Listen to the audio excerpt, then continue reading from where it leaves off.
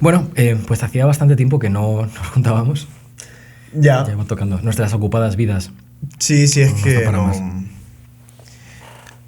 Ay, Dios. ¿Qué te pasa? Vamos a empezar de nuevo, joder. No, si esto no va a haber un comienzo. Yo voy a meterlo de saludos, estás en la cruzada. No nos podemos juntar solo para hacer un podcast, ¿eh? Tenemos que vernos más a menudo. Ya, eso también.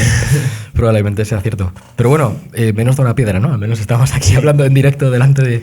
No en directo, pero delante de todo el mundo, todo el internet que nos está escuchando. Esos 89 suscriptores. Esto es completamente improvisado. Es uno de los podcasts menos preparados que he hecho. Yo no tengo ni idea de qué vamos a hablar. No, Pero- tú sí sabes de qué vamos a hablar. Yo no Sí, tengo pero ni te has idea. leído el mensaje que te he mandado. Un poco. Vale, entonces... Pero vamos, el mensaje tampoco era muy esclarecedor. Ideas muy generales. Bueno, la intención de este podcast es... Además, siempre que digo lo de la intención de este podcast me cruzo los brazos, no sé por qué. Voy a hacerlo otra vez. La intención de este podcast es responder, bueno, hacer la segunda parte del podcast que hicimos, intentando contestar a las preguntas de mi amiga Carla. No sé si te acuerdas, allá, Sí. allá por el mes de octubre o de noviembre, cuando fuera aquello, porque no nos dio tiempo. Y las preguntas de Carla, decía, eran preguntas que desde luego a mí me las han hecho otras personas. Supongo que a ti también, pues en tu ministerio de profe de rally y de youtuber católico, pues te habrán hecho esas preguntas. Bueno, sí, ya en los colegios no se hacen muchas preguntas. Bueno, pero tus alumnos me decías, Ahora, son gente muy... son gente muy buena, muy pero interesada. sí, y claro que sí. Gracias a tu labor. Sí, pero ya no se hacen preguntas. Ahora todo es autoaprendizaje. Ah, vale, ok. Claro. Entonces no necesitan al profesor. Ya de no religión, necesitan en al absoluto. profesor. Son- Sí, ahora es todo cooperativo y significativo. Lo buscan en Wikipedia. De hecho, hay un concepto que a mí me admira, que no me va a salir ahora, pero es algo así como construcción del propio conocimiento. Ok. ¿Y Sí. qué quiere decir eso? Quiere decir que cada uno hace su conocimiento. ¿Y si lo que te construyes no es verdad? Da igual. En realidad da igual. Creo que salió una noticia de unos niños que habían incendiado un colegio porque vino un profesor que no participaba de este paradigma educativo y les intentó enseñar que el sol estaba en el centro y que la Tierra daba vueltas alrededor de ella. Y lo quemaron en una pica, como si fuera la Alta Edad Media. Y se le fue de las manos. al profesor. Claro, porque estaban construyendo su conocimiento. Pero quemaron al profesor. Sí, quemaron y el colegio. claro, se quemó el... Creía que me ibas a contar que habían empezado a experimentar por sí mismos, a hacer, no sé, algún tipo de reacción Sí, pero química. no, llegaron a la conclusión de que el sol daba vueltas en torno a la Tierra. Vale. Claro, eso es lo que pasa, la autoconstrucción del conocimiento. Bueno, vamos a pasar correr un tupido velo sobre Ulises, este tema. reconócelo ya, la verdad no existe. Esto es posverdad todo, madre mía. Pues, a ver, de hecho, el tema que te quiero plantear hoy es probablemente uno de los temas más debatidos y donde mucha gente pensará, pues ahí no hay una respuesta que dar, que era la segunda pregunta que me hacía Carla. Acabamos el podcast, si te acuerdas, comentando que no se tenían que hacer podcast a la hora de la siesta. Ese era lo primero que Efectivamente. decimos, y hemos vuelto a recaer en ello, más o menos. Y lo otro era las preguntas que me hacía Carla, que me hacían otros amigos y familiares, ¿no? Una pregunta que me hizo ella y que varias personas me han hecho muchas veces es simplemente decirme, ¿pero qué es Dios? Tú que te defines como creyente, ¿cómo me explicarías qué es aquello en lo que crees? ¿No? Esta es la pregunta del millón, podríamos decir. Pero también había otras preguntas que quizás, si nos da tiempo, entraremos en ellas en este podcast. Yo te quería comentar... últimamente he estado estudiando algo que me ha llamado mucho la atención, que es lo que se llama la ciencia cognitiva de la religión. O sea, sabes que yo me dedico a cosas de ciencia cognitiva, que es el estudio de la mente, pues desde la psicología, la lingüística. Lo siento por ti. Bueno, a ver, hay cosas chulas de vez en cuando, ¿eh? Por ejemplo, bueno, esto no sé si te va a parecer muy chulo, pero el caso es que hay una rama de la ciencia cognitiva, del estudio sobre la mente, de las capacidades del ser humano, que se dedica a intentar determinar aquello que llamamos creencia en un ser sobrenatural, una rama que intenta estudiar el fenómeno religioso desde la perspectiva de las ciencias cognitivas, ¿no? Entonces, seguro que has escuchado, porque es una anécdota famosa, lo típico del monje que vendió su Ferrari.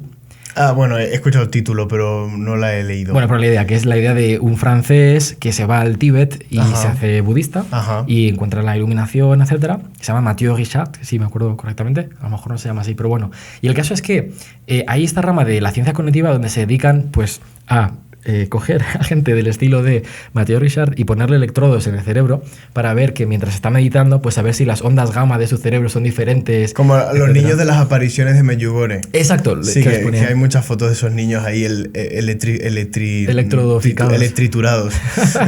Pues Bueno, no sé, es un estudio peculiar que yo estuve leyendo sobre, bueno, en fin, para un proyecto, sobre cómo proceden, cuáles son las presuposiciones que tienen, y lo que me llamaba la atención es qué buscan, ¿no? Cuando un científico cognitivo se plantea estudiar la religión, se tiene que delimitar un poco el objeto de estudio, qué es lo que estoy estudiando. Y lo que me llamó la atención es que la primera definición que dan de eso que estudian ellos es una creencia en un ser sobrenatural. ¿Vale? La idea de que lo que tiene que estudiar el científico cognitivo es ver en el conjunto de la humanidad aquellos seres humanos que tienen creencias en seres no demostrables empíricamente y empezar a estudiar cómo se refleja esa creencia en su cerebro, en su comportamiento, etc. Y me llamó mucho la atención este punto de partida, que es la idea de que gente como tú o como yo, que nos definimos como cristianos, pues se nos empezaría a estudiar en cuanto que nosotros tenemos una especie de creencia en un ser sobrenatural. Y es esta insistencia en lo del ser sobrenatural que quería empezar a comentar. No sé si tienes una... Vale, bien, sí, depende de lo que entiendas por ser, depende de lo que entiendas por sobrenatural. A mí no me ilumina mucho ese concepto, pero bueno, ahí está. Yo creo, claro, o sea, esto lo hemos hablado en varios podcasts. El podcast con Tomás, por ejemplo, sobre la fe, la idea de que hay como, no sé si lo piensas igual, pero un exceso de énfasis sobre la creencia, como si lo que definiera al creyente, la propia palabra creyente lo dice, ¿no? Todo se reduce a una especie de asentimiento intelectual, a un conjunto de verdades, ¿no? Yo creo en un ítem más en el universo en el que tú no crees. Yo creo que hay algo que se llama Dios y creo en la existencia de esta cosa, tú no crees en esa existencia, y lo que me define es esta especie de contenido cognitivo en mi mente de la existencia de una cosa. Yo creo que todo esto está bastante mal planteado desde de partida. O sea, ¿por qué? La idea, vamos a ver, en primer lugar, ya dijimos en el podcast con Tomás, ¿no?, que la fe católica concretamente no es solamente una especie de contenido intelectual al que uno asiente, ¿no?, sino que tiene una serie de prácticas, hablábamos, de un aspecto social, tiene un aspecto de relaciones entre personas, tiene un aspecto también estético, emocional, etcétera, que no se puede reducir solamente a lo intelectual, sí, ¿no? Vale, eso por un lado.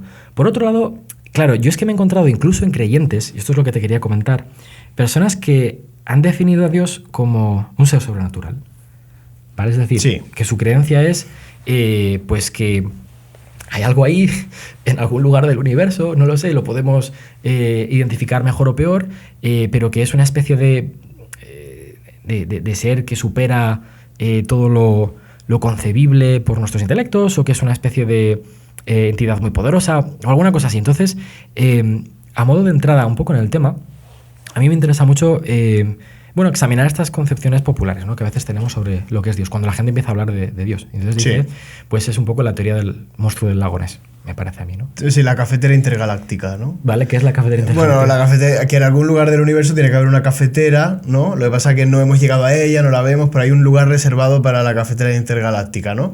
Entonces, no sé, ha habido ateos que han hablado de la cafetera intergaláctica y la ponen al mismo nivel que Dios. Entonces, todos los argumentos que sirven para probar a Dios sirven para probar la cafetera intergaláctica. Eso no lo sabía. Esto es de, sí, yo creo que de Dawkins o algo así, o de la tetera, o no sé qué. Yo hablo de la cafetera intergaláctica porque me gusta más el café que el té. Sí, eso, bueno, una tetera... Sí, pero fiados en mis propias palabras, no la atribuyo a ningún autor. Pero sí, a veces la concepción del ateísmo es ¿quién me dice a mí que no hay una cafetera intergaláctica? Eso es. Pero es que nosotros no creemos que haya un lugar en el universo físico en el que esté el cielo, Dios, ¿no? Pero como creemos que está ahí porque todavía no hay nada que descubrir más. Esto es como pasa en la Terra Incógnita de los mapas antiguos, ¿no? Que ahí estaban los dragones y los gigantes. Pero una vez que llegabas a la Terra Incógnita en sí, pues ya necesitabas una nueva Terra Incógnita, donde situar los gigantes, los dragones, los monstruos, y de nuevo, ¿por qué situamos los monstruos gigantes, el monstruo del lago Ness en las profundidades? Porque es el lugar al que no podemos acceder. Entonces, ciertamente, muchos ateos han conseguido desbancar una idea, vamos a llamarla entitativa, óntica de Dios, que hay que desecharla, por supuesto. Vale, y es probable que muchos creyentes hayan caído en eso, en pensar que Dios es un ser existente, claro y distinto, que está por ahí. Lo que pasa que nosotros, todas las propiedades que le atribuimos, dirá un ateo, es porque no hemos llegado hasta ese lugar en el que está Dios. Entonces siempre lo ponemos más lejos. En la antigüedad, cuando se suponía que los astros se movían en esferas perfectas, en círculos concéntricos que se van alejando del centro de la Tierra, por así decirlo, pues Dios estaba un pasito más de la última esfera celeste, ¿no? Ahora que hemos descubierto que el universo es mucho más grande de lo que nosotros pensábamos, entra en crisis esa idea óntica de Dios, que en el fondo afirmaba que Dios estaba un poquitito más allá. Entonces resulta que por mucho que descubramos las verdaderas dimensiones del universo, Dios siempre está un poquito más allá, y entonces el ateo dice con razón, es que me da la impresión de que Dios no está en ninguna parte, que Dios no existe. Vale, y es que esto te lo comento porque he oído a creyentes muy inteligentes y muy capaces, podría mencionar, no sé, doy nombres, venga, debate. Carlos Blanco, que es profesor de tu universidad, de hecho, comparte... Te queremos, te Carlos mandamos Blanco. un saludo, Carlos Blanco. Bueno, yo lo escuché, pero esto sería una idea que sería interesante debatir. Carlos Blanco en una... Ese es el que todo el mundo conoce porque fue al Crónicas diario... marcianas. Y el diario de Patricia. Y el diario de Patricia. Que ya hubiera querido yo ser adulto en esa época, para poder ir al diario de Patricia. Yo lo vi el diario de Patricia de niño, muy niño, era muy niño. Años, pero es una de de los grandes programas icónicos. No quiero desviar mucho del tema, pero es que has nombrado a Carlos Blanco, no sé, la culpa es tuya. Pero el diario de Patricia era verdaderamente un fenómeno antropológico muy digno de consideración. Claro, ese programa cayó por su propio peso por la crueldad a la que estaban expuestos los invitados, evidentemente, y por eso no defendemos el diario de Patricia. Pero ya que tenemos esa cosecha documental, oye, que hay cosas muy interesantes. Prosigue, por favor. Vamos a aprovecharla. Bueno, ha salido... Realmente Carlos Blanco es una estrella televisiva, ¿no? Porque luego salió en APM. Bueno, no salió él queriendo, pero hicieron refritos de... Es un poco estrella. Podéis encontrar, a lo mejor lo ponemos en la descripción. Bueno, pero volviendo al tema. Lo importante de Carlos Blanco no es, sin duda, que sea un personaje televisivo, sino su gran capacidad, digamos, académica. A ver, nos va a dar mil vueltas. Yo, de hecho, me refiero al Carlos Blanco adulto. Tiene una entrevista no hace mucho tiempo con Ernesto Castro, que es este youtuber filósofo que ya hemos mencionado antes. Una entrevista muy interesante donde Ernesto Castro pues, va investigando diferentes aspectos del pensamiento maduro, adulto, que tiene Carlos Blanco. Y entonces le pregunta sobre Dios y sobre qué es Dios. Y Carlos Blanco da esta concepción, precisamente la que acabas de definir tú, creo que es más o menos equivalente. Aunque probablemente si estuviera aquí, pues quizá nos corregiría. Pero era la idea de Dios como idea límite. La idea de que el conocimiento humano, la ciencia, se va expandiendo y hay una especie de límite que va retrocediendo en la manera en la que el conocimiento humano es cada vez mayor o más preciso sobre la realidad. Y Dios es aquello que queda más allá de lo que el conocimiento humano es capaz de alcanzar. Dios es la idea límite a la que nos vamos a ir acercando según nuestro conocimiento del universo sea mayor, pero nunca vamos a llegar a agotar. Casi como una asíntota matemática, ¿no? Esta idea de la línea que se va acercando cada vez más, pero nunca llega a tocar. Yo ahí dije... Hombre, desde un punto de vista nociológico, que me imagino que es el tipo de asignatura que da Carlos Blanco en la facultad. Probablemente. ¿Qué significa nociológico? Desde el punto de vista de la teoría del conocimiento, es decir, tiene que ver con la nariz. Disciplina, sería la disciplina filosófica que se encarga... No me he reído porque es una basura de chiste. ¿Vale? Lo que quiero decir es que la nociología es la disciplina científica que se encarga de de explorar las posibilidades del conocimiento y la manera en la que el propio conocimiento se desenvuelve, la naturaleza del ser cognoscente y su conocimiento. Vale, nociología. Desde el punto de vista nociológico, bien, ¿no? Es cierto. Es cierto que cuando no podemos conocer a Dios, no se puede conocer a Dios. Dios está por encima de todo nuestro conocimiento y en ese sentido Dios es siempre una idea límite, si la queremos llamar así, o limítrofe, ¿es lo que te digo? Pues eso, siempre está por encima de lo que nosotros podamos pensar de él, en ese sentido, translimítrofe. Es como Alcobendas, ¿no? Que está más allá del... Siempre más allá, sí. No puedes llegar, realmente te vas acercando, pero la M30 te va... Tienes que pasar mucho campo para llegar a Alcobendas. Eso me refiero, sí, hay que pasar mucho campo para llegar a Dios. Un saludo para la gente de Alcobendas. Yo trabajo en Alcobendas, os quiero a todos.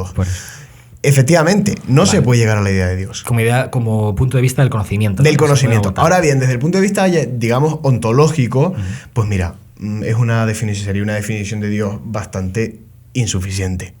Porque Dios no existe, ojo a esto, siempre hay que defender un poquito que Dios no existe, porque la existencia conlleva unos límites. Lo que decimos es, Dios es. Afirmamos el ser de Dios como tal, pero no su existencia como que está en otro sitio. Claro, esto es lo que la concepción, que ya no sé si hemos hablado en este podcast de eso, del Dios tapa agujeros, ¿no? Es decir, que fue haciendo una parte de la fe cristiana, ¿no? Que fue haciendo, ir poniendo a Dios en los huecos que quedaban de como los ángulos oscuros de la ciencia. Eso es. Por así decirlo. ¿Tú crees que es una estrategia que ha seguido el cristianismo? Una estrategia bastante insuficiente que ha acabado por fracasar. Es decir, aquí queda... pues no sabemos de dónde nace la autoconciencia del cerebro humano. Y entonces decimos, ahí está el alma. Exacto. Eso es el alma, ¿no? O no sabemos cómo sube la savia por el árbol hacia arriba. Decimos, es que el Espíritu Santo eleva la savia. Eso me refiero. Es una manera de proceder un poco naif que en el fondo lleva al fracaso, porque es que resulta que la ciencia algún día descubrirá pues, cómo sube la savia de las raíces hasta la copa del árbol y cómo es que tenemos autoconciencia. Y yo creo efectivamente que va a haber una lectura física, biológica o neurológica que sea capaz de explicar con suficiencia los procesos, no sé si decir bioquímicos y tal, porque de ciencia no sé nada, por el cual nosotros tenemos conciencia de nosotros mismos, de nuestra propia existencia. Y eso no va a desbancar mi fe, como tampoco va a desbancar mi fe que ahora alguien me explique cómo funciona la libertad humana, que lo están haciendo continuamente, todo el rato, y decir, claro, es que no hay libertad. No hay libertad porque yo soy capaz de explicar los procesos por los cuales la toma de decisiones se lleva a cabo. Y yo te digo, vale, me parece muy bien la narrativa científica que tú estás haciendo de nuestro proceso de elección, pero eso deja absolutamente incólume el concepto de libertad, que subyace a toda decisión humana, aunque sea explicable químicamente o como sea. Vale, ahora volveremos. Hay un par de comentarios que quiero hacer a lo que tú has dicho, porque yo creo que hay muchas estrategias para responder a la contra intelectualmente, argumentalmente, pero quiero comentar, no sé si te parece una buena respuesta. A mí el problema del Dios límite, una cosa que no se suele tener en cuenta, yo creo, es que no solamente que es problemático no solamente que sea problemático el igualar a Dios con lo que está más allá del límite, sino es problemático el decir que lo que hay más acá del límite, lo que ya conocemos, lo que la ciencia ya nos ha explicado, no tiene nada que ver con Dios.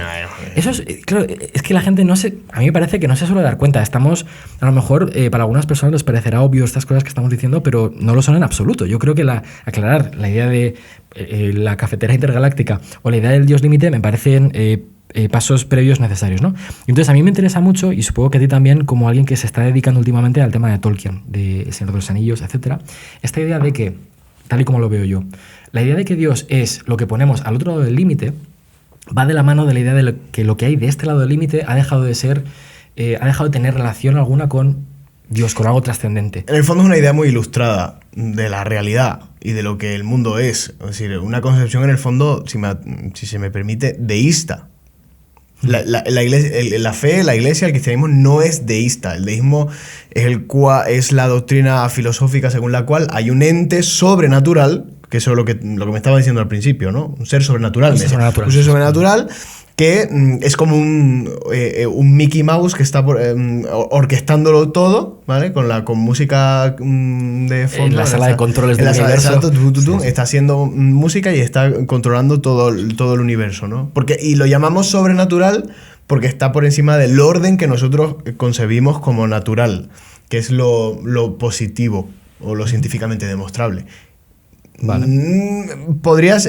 Quiero decir, depende de tu marco de comprensión. Yo puedo estar de acuerdo con la definición de Dios como ser sobrenatural, pero no estoy de acuerdo con lo que en el fondo se dice cada vez que se afirma ser sobrenatural, que Dios es un señor con barba blanca que está orquestándolo todo. O sea, la concepción deísta, que hay un ser que ha puesto en marcha el mundo, ¿vale? Como una máquina perfecta, un relojero que ha puesto en marcha el mundo, que por cierto, esto... Lo hablábamos con Jaume, de hecho. Sí, o sea, que tiene que ver mucho con la invención del reloj. No sé si se lo escuché a Jaume o yo he hablado de esto alguna vez, pero que coincide la invención de la máquina moderna, compuesta de muchísimos engranajes y demás, con la idea de Dios relojero. Eso es.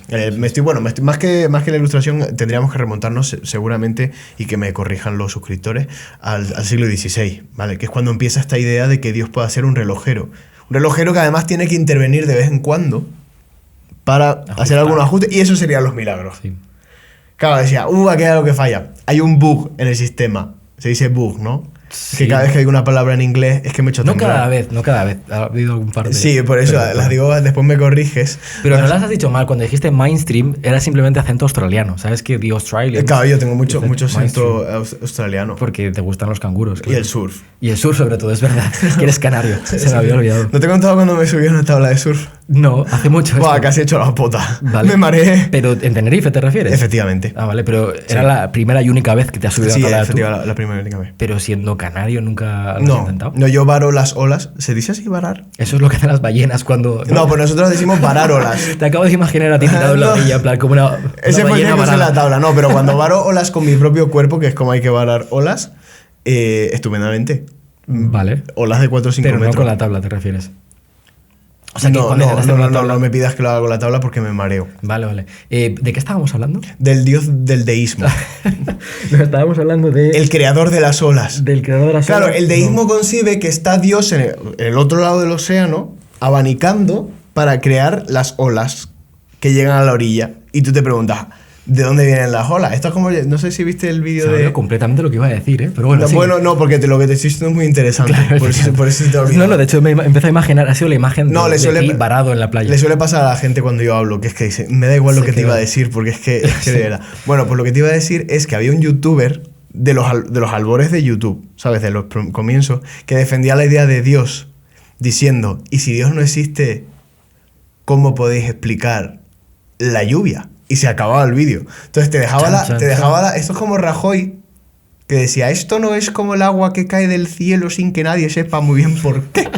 Bueno, pues ese es el deísmo. Para que la gente lo entienda, ese es el deísmo. Es decir, no sabemos algo y decimos, es que Dios lo ha Esta hecho así. explicación, exacto. Efectivamente. Como cuando mis alumnos a una pregunta que no saben la respuesta responden Dios, que da el pego el 88% de las ocasiones. Eso me recuerda, hace mucho tiempo me pasaron la página web de una iglesia evangélica, bueno, no me acuerdo cuál era exactamente, pero donde había una serie de preguntas sobre si tengo dificultades en mi oración, ¿qué debo hacer? Y la respuesta era, Jesus. Y la siguiente pregunta era, si no estoy feliz con mi pareja, ¿qué debo hacer? Jesus. Jesus. Entonces, era una lista de preguntas así, muy típico. Ahora quiero volver a lo que decía sobre Tolkien, ¿por qué he mencionado a Tolkien, ¿vale? A Tolkien lo mencionaba porque hay una corriente en teología también, creo, hoy en día, ¿no? Que se plantea el desencanto del mundo. O sea, la idea de lo que decía antes, ¿no? El Dios es al que ponemos en los agujeros que hay al otro lado de nuestro conocimiento, pero lo que queda de este lado, lo que la ciencia ya ha conocido o explicado, es algo a lo que le hemos quitado todo tipo de sorpresa, todo tipo de misterio, incluso de referencia a algo más allá de sí mismo. Es decir, la idea de que en cierta visión científica del mundo, no en todas, pero en cierta forma de entender la ciencia, lo que ocurre cuando nosotros conocemos algo es desacralizarlo, retirarle toda forma de elemento simbólico, significación, más allá de una descripción mecánica o materialista, ¿no? De ello. Y entonces Tolkien, y el proyecto, creo, de mucha gente que ha sido inspirada por Tolkien, pero también del pequeño círculo, ¿no? De los Inklings, es gente que se plantea mucho esto, ¿no? Esta idea del desencanto del mundo y cómo tiene mucho que ver con nuestra idea de conocimiento, con la forma de conocer. Chesterton también va un poco por ahí, la idea de que nos hemos acostumbrado tanto a ver las cosas que estamos tan familiarizados con ellas que hemos perdido la capacidad de sorpresa ante la realidad, intentando recuperar o reclamar un poco que lo que queda de este lado, lo ya explicado por la ciencia, comillas, también es algo que refiere a algo trascendente, algo más allá de sí mismo, o lo que los Inklings decían, la visión sacramental del mundo, la visión de los medievales en la Edad Media, cuando las cosas, los elementos de la realidad, no eran solamente esa cosa en sí, en un sentido material, sino un símbolo de una realidad que va más allá. Yo creo que la manera en la que Tolkien, sobre todo, a ver, yo, por supuesto no soy experto en Tolkien, pero muchísimo menos soy experto en historia de la Tierra Media, así que si alguien me corrige, bien, así aprendo. Pero a mí me da la sensación de que Tolkien recrea esto de manera simbólica, literaria, por así decirlo, que es la forma en la que Tolkien expresa casi todas sus ideas, con la caída de Númenor. ¿Qué pasa cuando Númenor, si no me equivoco, es cuando cae Númenor? Ahora estoy dudando. Sí. Que la tierra se rompe, por así decirlo. Se rompe, y ahora estoy dudando que sea la caída de Númenor. Me parece que fue, bueno, no sé. Sí, hay un cambio de una tierra plana, por así decirlo. Pasa de una tierra plana a una tierra redonda.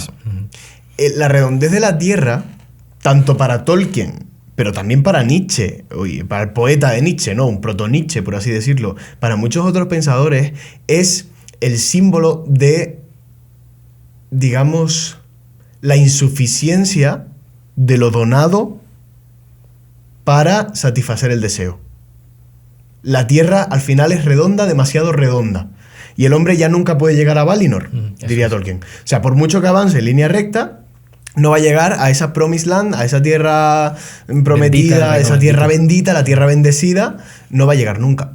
siempre va a volver al otro lado. Y eso es muy exasperante desde el punto de vista místico. Si la Tierra es redonda, pues no castaña. Yo desearía que fuera infinita, ¿no? Entonces la Tierra se vuelve y ahora la gente quiere ir a Marte y quiere ir a no sé dónde y Elon Musk quiere ir a no sé cuántos. ¿Por qué? Porque le resulta insuficiente el mundo. Pero esto le pasa a cualquiera. O sea, cuando forma parte de la mística el decir, pues mira, esto es todo.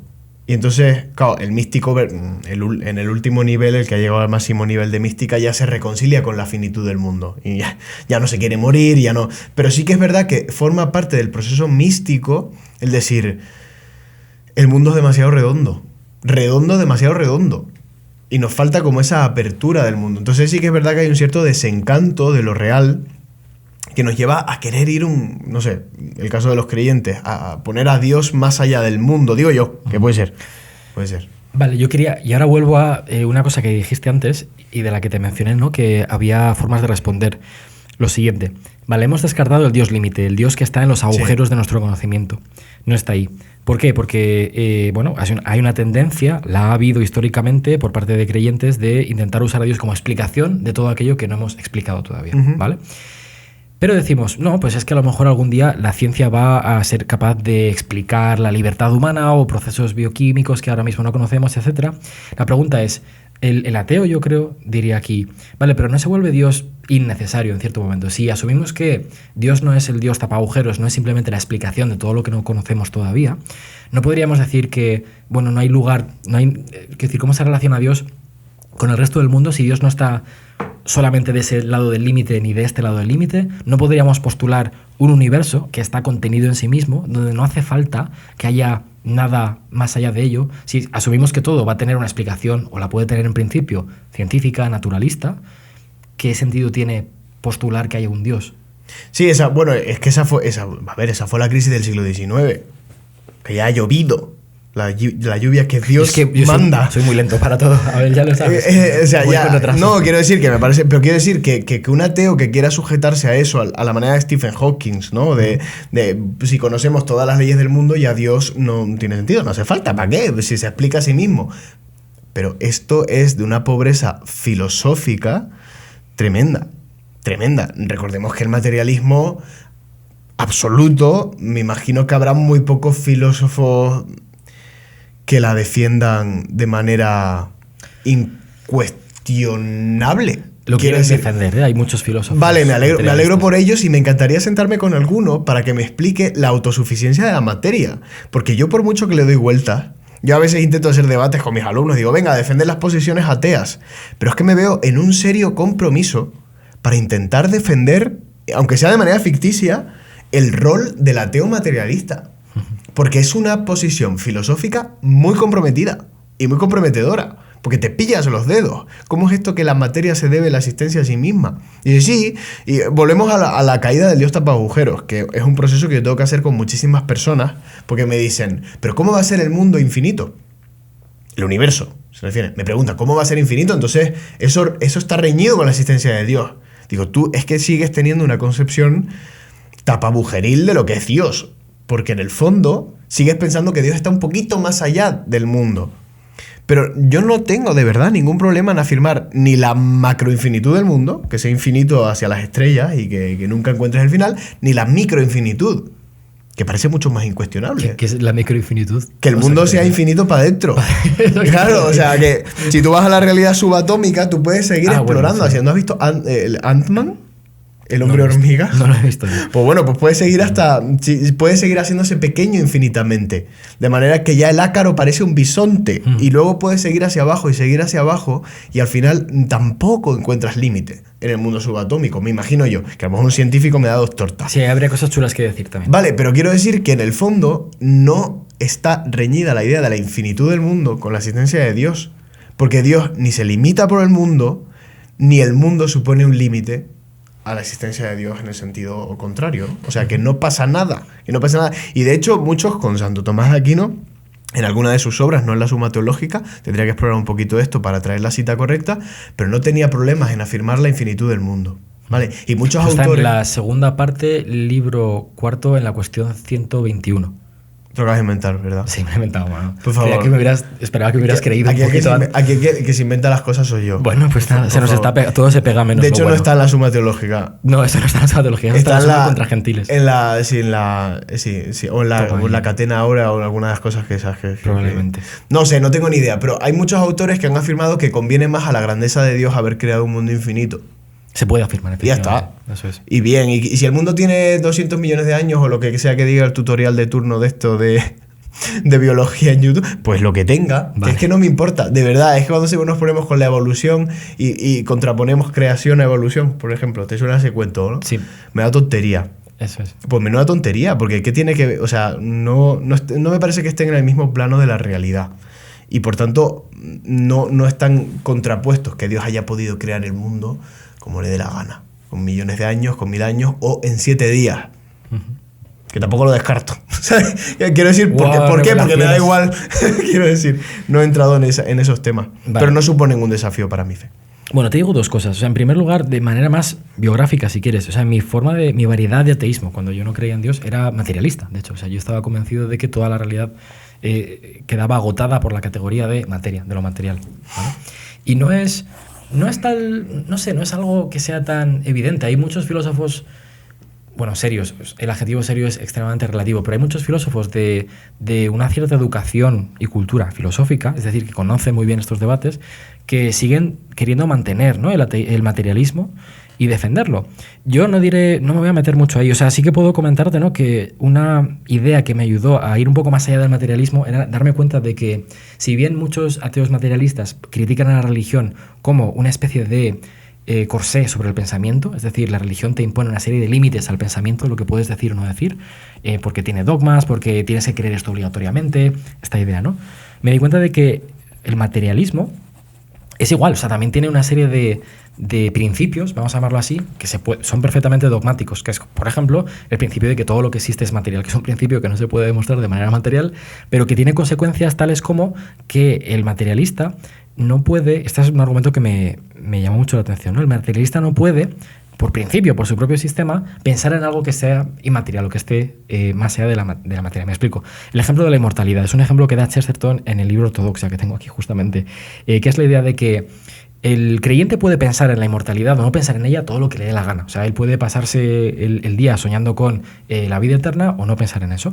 Sin embargo, aquel que se identifica como materialista y que piensa que el mundo es estrictamente la materia que puedo ver y tocar, simplificando un poco, le está vedado ese camino. O sea, no sirve para nada que se pase el tiempo intentando concebir en su imaginación cómo puede ser la vida eterna o qué puede significar eso, porque es una idea sin sentido. Porque su propio credo es un credo más restrictivo que el credo del creyente, que el credo de la persona que no es materialista. El que es materialista en este sentido se debe a su propia filosofía el no exceder los límites de lo que le permite su sistema. Entonces, en cierto sentido, esta idea de que hay mayor limitación sobre el pensamiento por parte del materialista que quiere ser coherente con el propio materialismo es algo que en fin, no digo que me hiciese renunciar a ese ateísmo materialista, pero es algo que me hizo ver que era más complicado, lo que tú dices, ¿no? Que no es tan fácil defender el materialismo.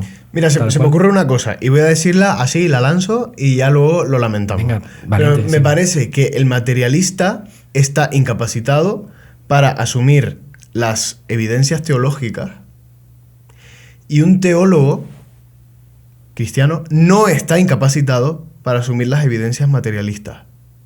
¿Vale? No sé si me explico. Sí, te entiendo. Vale, un materialista va a negar completamente la realidad sobrenatural y eso le restringe muchísimo su capacidad de pensamiento.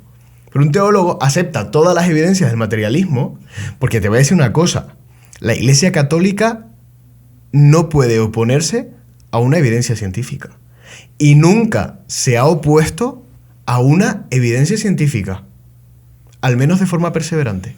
O de forma institucional, exacto. No, sí, hay creyentes, por supuesto, creyentes que todavía se siguen oponiendo, yo qué sé, al heliocentrismo, vale, perfecto. O que la Tierra sea redonda. Pensaba en Galileo, que la gente Vale. va a decir, sí, la Iglesia se opuso a... Pero porque lo de Galileo no era una evidencia científica. O sea, ¿Galileo a quién se estaba oponiendo en realidad? A los filósofos aristotélicos, a los físicos aristotélicos, entre los cuales se apuntó el Papa después. Y eran mayoría. A quien se estaba oponiendo Galileo era a una mayoría de la comunidad científica. Ahora bien, una vez que esa mayoría de la comunidad científica asume el heliocentrismo como una evidencia científica, la Iglesia no se puede oponer a eso. Que los científicos también son la Iglesia, por así decirlo. Claro, y si encima añadimos que los argumentos de Galileo no eran concluyentes y que Galileo usó argumentos equivocados, como el vuelo de las aves, entonces entendemos que el conflicto de Galileo, no digo que se legitimara la respuesta que tuvo la Iglesia, pero sí que se entiende que hubiera un conflicto. No digo contra la fe, sino un conflicto entre científicos aristotélicos y científicos copernicanos, que era el caso. A eso voy, la Iglesia no se puede oponer a una evidencia científica. Entonces, el cristiano, como tal, tiene una gran, lo que dices tú, una gran amplitud nociológica, ya que conocemos bien la palabra y la sabemos usar, una gran plenitud nociológica, no de nous, please. Oye, las pronuncia muy bien. Nous. Me preguntabas la palabra bug. Es que me sabía muy mal corregirte, pero es que se dice bug, no book. Pero bueno. Vale, pues es que se escribe book, no me fastidies. Se escribe book, sí. Voy a seguir diciendo book. Los ingleses del norte dicen book, no te preocupes. Y los españoles dicen una book. parte de la glosfera tienes razón. Yo he escuchado se dice book. Buguear. Vale. Charles White. La otra cosa que te quería preguntar... Carlos Blanco. Yo no sé si te convence, o sea, yo te lo digo porque me fascina mi propia... o sea, echar la vista atrás y mi propia memoria, ¿no? Intentando recordar los razonamientos que yo tenía como no creyente para pues, negar la existencia de Dios. Y que esto para mí, pues, fue una especie de progreso, por así decir. Darme cuenta de que había una liberación, entiéndase bien, en trascender el materialismo y decir, no, voy a permitirme la posibilidad intelectual de imaginarme que hay algo que no sea material. O sea, voy a permitirme... ¿Vale? Romper mi credo por un momento para concebir que a lo mejor no todo es materia y a ver qué pasa. Esa especie de primer paso de liberación intelectual. Bueno, lo voy a dejar ahí. Te había dicho que eran dos cosas las que quería decirte. La otra cosa era lo siguiente, ¿vale? Ya hemos descartado, pues eso, varias concepciones quizá poco adecuadas de Dios. Pero claro, yo quería llegar a la idea de, vale, puede haber un mundo infinito o finito. Dios, desde luego, no es algo localizable en el universo, no es un ser dentro del universo, etc. Pero entonces, ¿qué es Dios? Quiero decir, hemos dicho que la creación no tiene nada que ver, el concepto de creación no tiene nada que ver con evolución o con lo que haga la ciencia. Estamos hablando todo el rato como de que está en otro nivel, ¿no? De lo material, de lo medible, de lo estudiable por medios empíricos.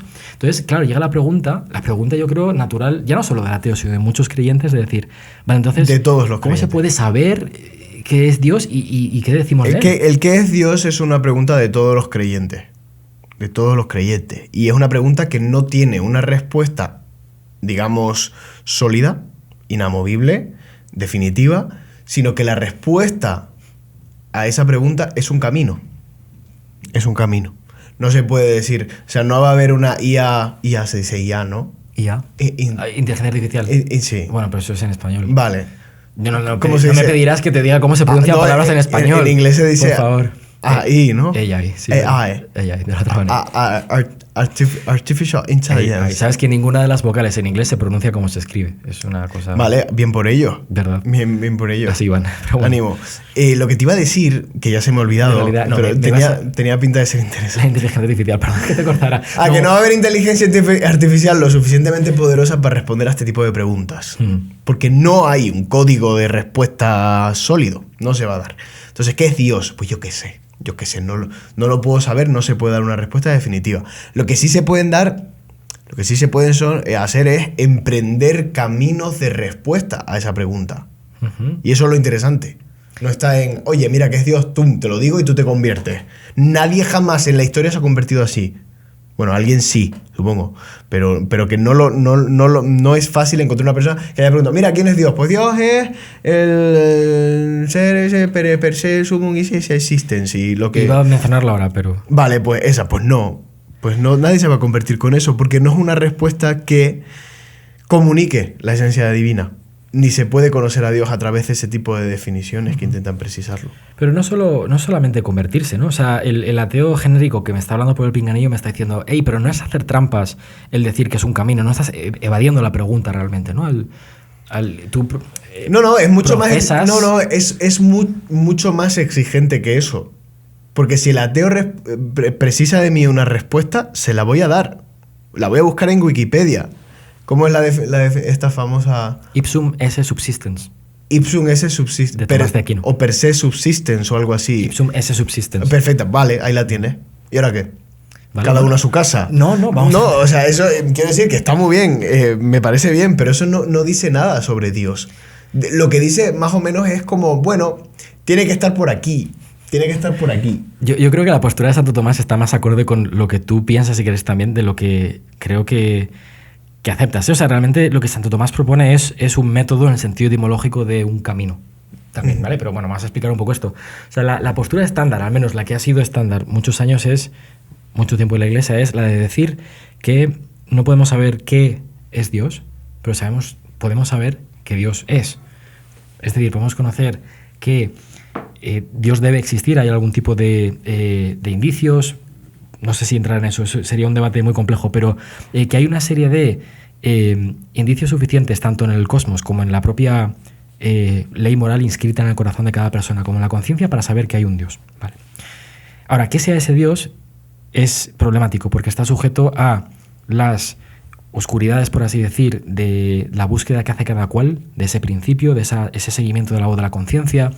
Es decir, Santo Tomás decía, ¿no?, que el argumento conceptual, es decir, intentar dar un argumento que defina lo que es Dios como el ser más perfecto que se puede concebir, por ejemplo, Santo Tomás se desmarca de eso y él dice que no es un buen argumento contra San Anselmo, que es el que propone este argumento, el que se llama el argumento ontológico. No es un buen argumento apelar a el ser más perfecto que se pueda concebir o mayor que se pueda concebir, porque cada persona tiene concepciones muy diferentes y cada persona tiene una biografía diferente y una forma y una educación diferente y una experiencia diferente. Esto lo hablamos con el tema de la fe, ¿no? Por lo tanto, en el punto de llegada, por así decir, hay esta oscuridad que yo creo que Santo Tomás reconoce, que es la oscuridad de que no podemos definir a Dios, desde luego no podemos tener un concepto de Dios, no se puede saber qué es Dios. Y esto, de hecho, él lo toma de la tradición neoplatónica. Es muy influido por Dionisio Areopagita. En otro podcast, ¿no?, acabábamos en el cliffhanger que dejó a todo el mundo completamente intrigado de que Dios era la supraesencia. Efectivamente. Es que Pseudo Dionisio y yo somos besties. Eso que... besties, de best friends forever. Sí, es que los niños dicen besties. Me encanta esa palabra. Bueno, tú sabes que Tomás de Aquino comentó el texto de Pseudo Dionisio. Es decir, él lo sabía, era consciente y lo intenta incorporar en su sistema. Es decir, la respuesta que él da está más cercana, es lo que te intento decir, ¿no?, a este rechazo de cualquier definición de Dios, ¿no? Vamos a poner un poco en contexto lo que estamos diciendo. Tomás de Aquino es el teólogo más famoso que ha salido en muchos podcasts, ¿no?, que ha reconocido a la Iglesia, por así decir, como punto de referencia para la reflexión intelectual, ¿no?, filosófica y en cierta medida teológica. Dionisio Areopagita, que tiene un nombre muy de Bernabé, de mi pueblo, supongo. Sí, efectivamente. Bueno, no sabemos quién es, eso es parte de lo interesante, ¿no? Se le llama Pseudo Dionisio porque se asumía en la antigüedad que era un personaje que aparece en los Hechos de los Apóstoles, que luego pues... Que resulta que no. Que resulta que no, básicamente. Se le suele identificar con un monje sirio del siglo V, del siglo VI, e incluso más provocadoramente, a veces se ha propuesto que pudiera haber sido una monja siria del siglo V, del siglo VI, por estudios típico palográficos, del contexto, del lenguaje que utiliza, etc. Lo que nos interesa es lo siguiente. El concepto que se va transmitiendo de siglo en siglo, en la reflexión filosófica, atención, de esta idea de que Dios es la supresencia. Y vamos a explicar, y me gustaría que habláramos un poco de esto, porque a mí a nivel como creyente, ¿no?, me parece algo que me ayuda, que me parece bastante útil a la hora de acercarme a la pregunta de qué es Dios, ¿no? Y lo vamos a hacer como preludio para hablar de el ipsum esse subsistens, estas definiciones que parecen tan inadecuadas. Dionisio Areopagita.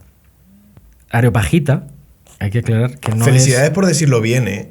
No es una... O sea, yo jamás lo voy a decir bien. Areopagita. A mí me sale aeropagita. Claro, eso no es una forma de tomarte la Coca-Cola nueva, con una aeropagita. No, que nunca me sale bien, pero bueno. Bueno, pero esto viene del Areópago. O sea, la escena esta de Hechos de los Apóstoles es que San Pablo está en el Areópago de los griegos hablándoles de la filosofía. Es que es muy relevante para el caso. La idea de el Dios desconocido, yo os lo anuncio. El Dios que buscáis, ¿no?, desconocido, yo os lo anuncio. Pues hay un personaje en esa escena que se llama Dionisio. Y yo creo que en la antigüedad se le identifica un poco con esta persona y de ahí viene toda la historia. Pero después de poner en duda un poco la autenticidad de esta obra, se le pasa a llamar Pseudo Dionisio. Entonces, la supraesencia. Sí. ¿Tú estás seguro de que Pseudo Dionisio sabe de lo que habla cuando habla de supraesencia? Yo recuerdo que cuando... Te lo digo en serio, yo me he leído las obras de Pseudo Dionisio, Ok. Te lo prometo. Porque un profesor nos mandó un trabajo y era la obra más cortita, entonces me las leí. Toma ahí. Pero Sí. sí, ok.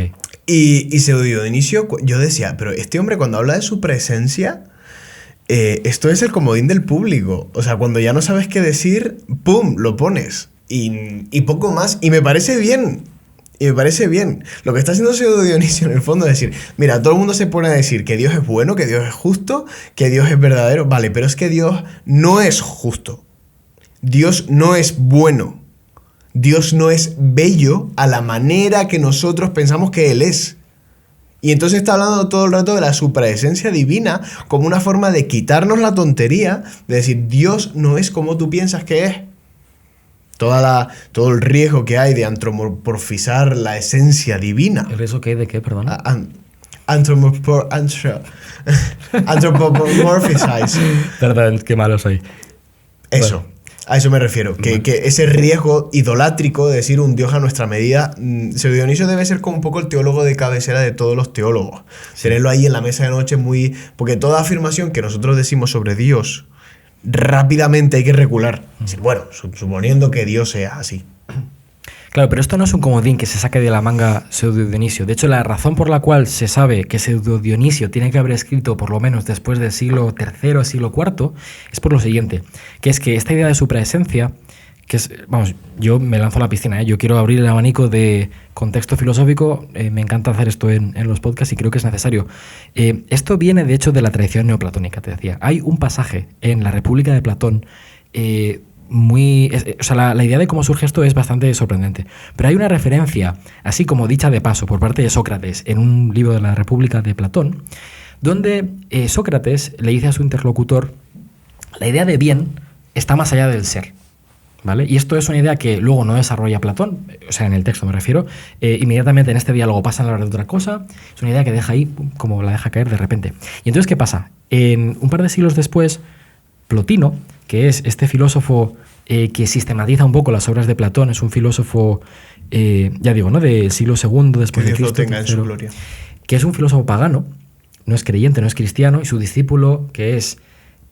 ¿cómo se llama su discípulo? Se me acaba de ir de la cabeza. A ver, espérate, la Isago G era de... Qué vergüenza. El pequeño Tim. Qué vergüenza. Aquí haciendo de pedante. Digamos el pequeño Tim. Bueno, pues Plotino tiene a un discípulo que era... Joder, es que no me va a salir, pero bueno. Que era un gran crítico del cristianismo. Era alguien que escribe en contra de ese movimiento cristiano que acaba de empezar.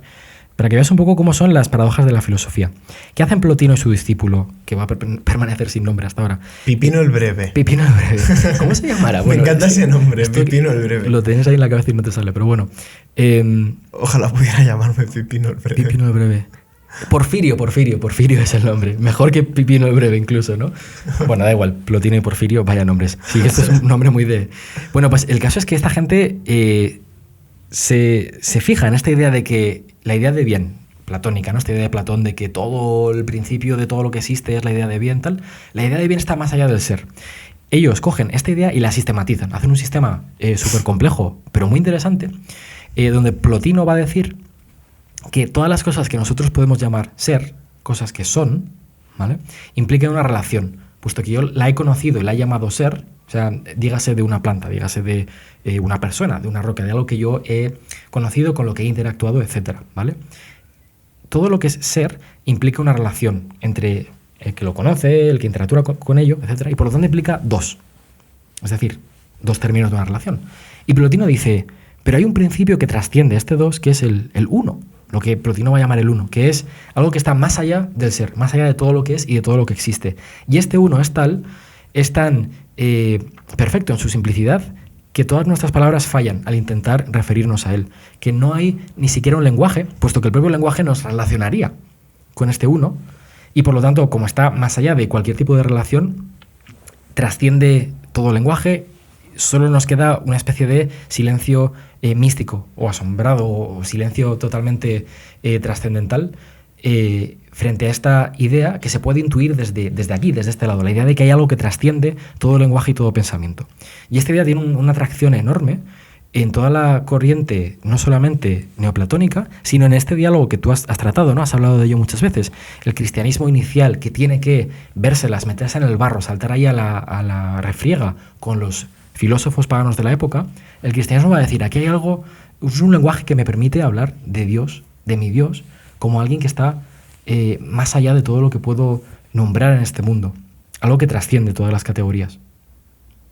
Qué bien. Y lo llama supraesencia, ¿no? Y entonces esta idea de sobre el ser o más allá del ser es la idea de la supraesencia. Y por eso se piensa que Pseudo Dionisio no se inventa esto, sino que esto es un tema recurrente en los neoplatónicos, pero luego también esto yo lo conozco menos, pero en el cristianismo ortodoxo oriental está Máximo el Confesor, creo que es alguien que va a decir que Dios existe y no existe al mismo tiempo, porque la esencia de Dios o el ser de Dios trasciende esta dualidad de las cosas de aquí, de lo que existe y deja de existir. O sea, esto ahora es y mañana va a dejar de ser porque es finito, es contingente. Pues Dios, en este sentido, no existe, porque Dios no es como las cosas de aquí. Esto efectivamente, eso va mucho por ahí el Pseudo Dionisio también, que Dios no existe, que es algo así como delimitado que nosotros pensamos, porque todo pensamiento que nosotros tenemos implica una delimitación, por así decirlo, y no es suficiente. Yo cuando hablo de este tema, a mí me gusta mucho ir un poco a la esencia de las cosas como la mejor forma de hablar de Dios. Entonces yo intento con los alumnos llegar a cuál es el reducto último al que nosotros podemos llegar con respecto a la realidad. Y muchas veces llegamos a la conclusión de que lo último a lo que se puede llegar es el amor, como la realidad última fuera de la cual ya no se puede llegar a más, ¿no? Entonces, bueno, pues ahí tenemos una herramienta para hablar de Dios, ¿no? Porque Dios debe coincidir de algún modo, o más bien, la naturaleza divina debe coincidir de algún modo con lo que nosotros asumimos, experimentándolo, como lo último y definitivo de la realidad fuera de lo cual ya no se puede pensar más. Y esa realidad de Texas para abajo es el amor. El amor. Entonces, claro, cuando la primera carta de San Juan en la Biblia dice que Dios es amor, nos parece muy conveniente. Decimos, hoy, bien, pero conveniente, sí, bonito, pero conveniente desde el punto de vista racional, porque resulta que los humanos también experimentamos el amor como una realidad, no, iba a decir sobrenatural, no lo voy a decir porque no quiero meterme en ese berenjenal, pero como algo completamente suficiente para el hombre. Y quizá demasiado, porque produce incluso dolor, sufrimiento, pena, de lo mucho que nos trasciende, por así decirlo, el amor. Por lo tanto, cuando se dice que Dios es amor, como que lo más importante del cristianismo, que es Dios, y lo más importante de la antropología, que es el amor, coinciden. Y a mí la respuesta del teísmo cristiano me parece no una respuesta, pero sí un camino bastante suficiente, quiero decir, conveniente para demostrar de alguna manera o definir de alguna manera la esencia de Dios. Vale, eso que acabas de decir creo que es el paso extra más allá que da el cristianismo con respecto a la tradición neoplatónica. Y vas a entender por qué vuelvo a esto. Decía que todo esto se origina en una especie de frase que suelta Platón, es decir, la idea neoplatónica, ¿no? De que hay algo que está más allá del ser, ¿no? Esto se origina en la idea de Platón de que la idea del bien está más allá del ser. La idea del bien, y cuando decimos la palabra bien en filosofía clásica, en filosofía antigua y medieval, bien no significa bien en el sentido de normas morales, sino que bien también significa bello. Bien y belleza son una misma cosa, ¿vale? Para los antiguos. De hecho, Platón, en el diálogo del banquete, es famoso, ¿no? Que es un diálogo sobre cómo el alma asciende hacia la belleza, es atraída por la belleza, pero no la belleza mundana, cotidiana de las cosas con las que nos relacionamos, sino que hay una belleza que trasciende todo conocimiento y todo aquello de lo que somos conscientes.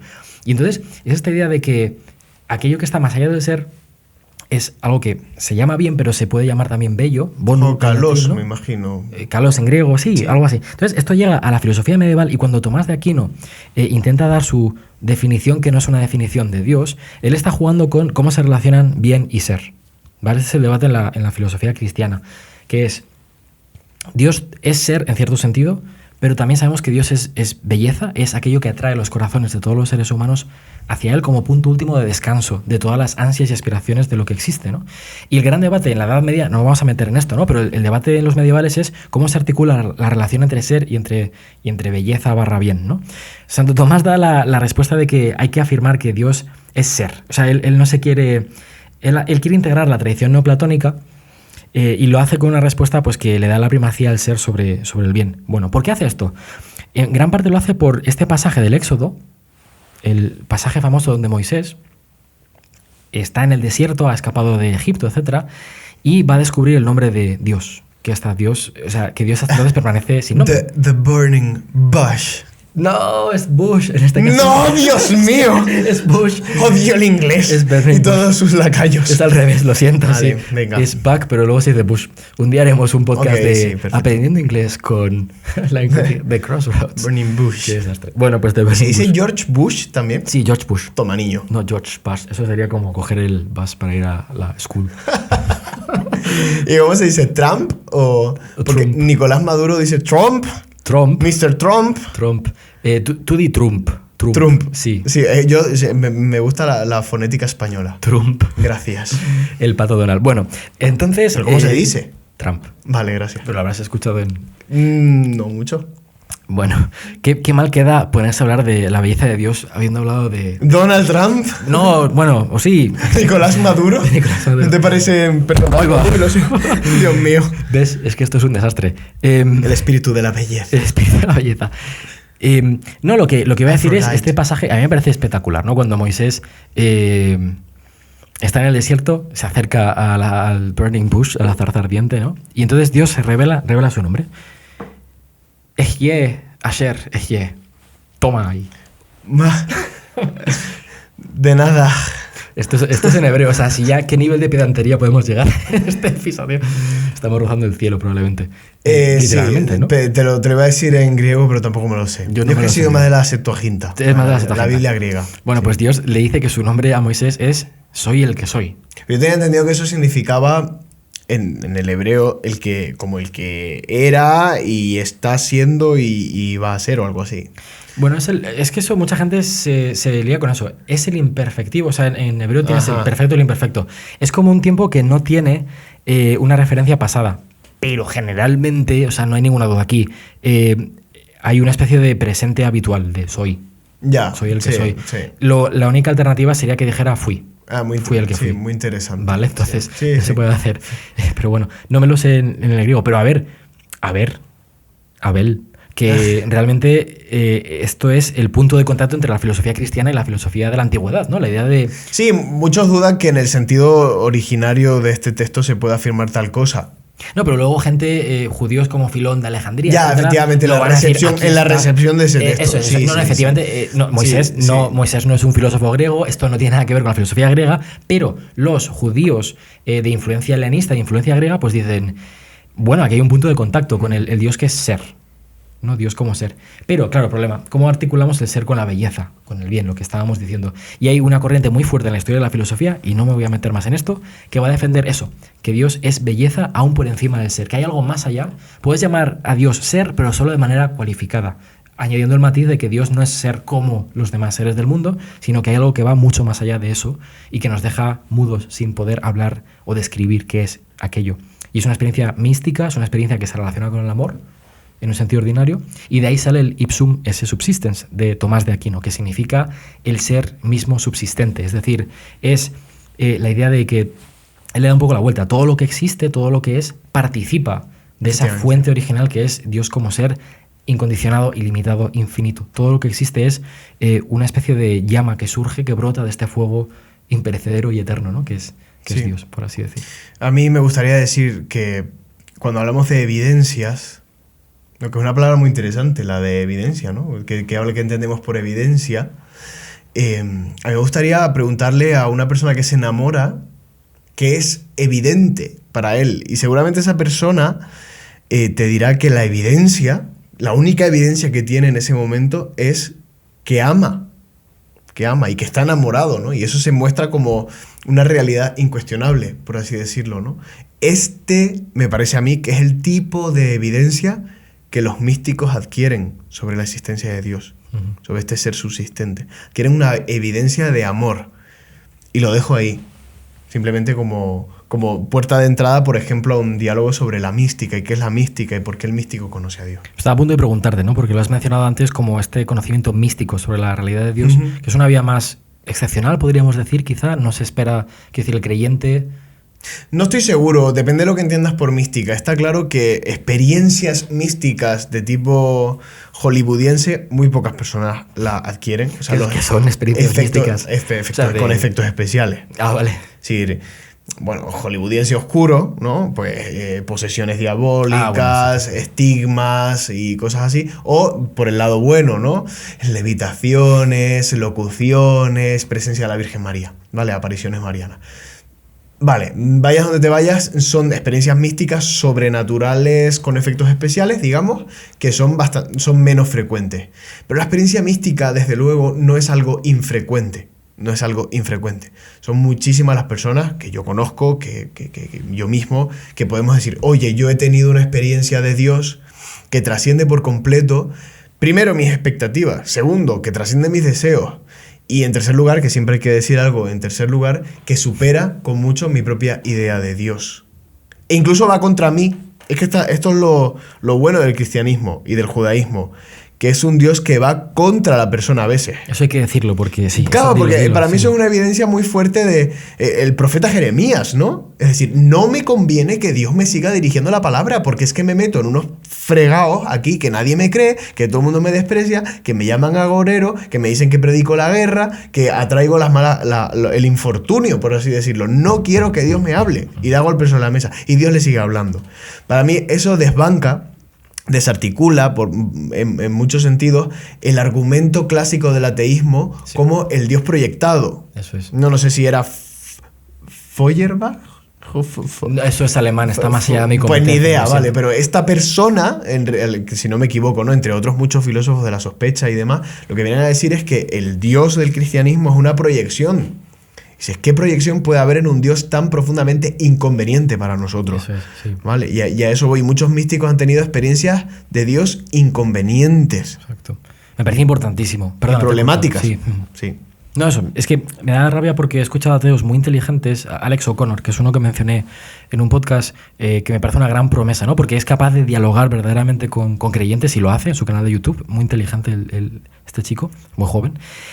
Pero en un debate reciente, no hace tanto, pues empezaba simplemente sus comentarios iniciales, un debate con un apologeta cristiano, empezaba diciendo eso, que Dios es una explicación conveniente porque nos da confort en un mundo cruel y amargo y es aquello que nos consuela, ¿no? Es una especie de explicación que hemos hecho a posteriori y que nos permite encontrar consuelo de... Sí, debe ser la consecuencia del Dios abuelete de la posmodernidad.